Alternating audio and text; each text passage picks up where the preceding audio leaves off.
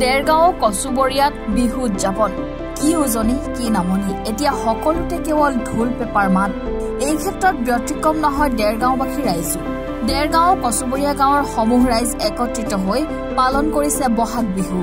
হাতাম পৰখীয়া পৰম্পৰা অটুট ৰাখি ঘৰে ঘৰে গৈ গৃহস্থীৰ মংগল কামনা কৰাৰ উদ্দেশ্যেৰে ভগৱানৰ ওচৰত প্ৰাৰ্থনা কৰিছে গাঁওখনৰ ডেকা বুঢ়া ল'ৰা ছোৱালী সকলোৱে এতিয়া আনন্দত মতলীয়া হৈ পৰিছে জয় জয়তে মই প্ৰাতঃ টাইম আৰু আমাৰ এনি ভাৰতৰ সংবাদ মাধ্যমলৈ মই মোৰ ফালৰ পৰা আন্তৰিক অভিনন্দন জ্ঞাপন কৰিলোঁ লগতে সংবাদ মাধ্যমৰ জৰিয়তে মই সদৌ অসমবাসীলৈ ৰঙালী বিহুৰ ওলগ যাচিলোঁ আমি যিহেতু আমাৰ সংস্কৃতিৰ কেন্দ্ৰভূমি হিচাপে অসমবাসীয়ে আমাৰ অসমখনৰ যি ঐতিহ্য এই ঐতিহ্য ৰাখি আহিছে তাৰ লগতে আমাৰ এই গোলাঘাট জিলাৰ আমাৰ কচুবৰীয়া গাঁওখনৰ পৰা আমাৰ সমূহ ৰাইজ একত্ৰিত হৈ আজিৰ দিনটোত আমাৰ প্ৰতি বছৰে যেনেকৈ পালন কৰি অহা হয় ৰঙালী বিহুটো ঠিক এই বছৰো আমি সেইদৰে পালন কৰিবলৈ আমি আগবাঢ়ি আহিছোঁ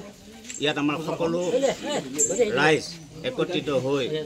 আমি আমাৰ ঐতিহ্য যাতে আমি ৰক্ষা কৰিব পাৰোঁ গাঁওখনৰ পৰম্পৰা ৰক্ষা কৰিব পাৰোঁ তাৰ বাবে আমি চেষ্টা চলাই আহিছোঁ আৰু এই মৰ্মে আমি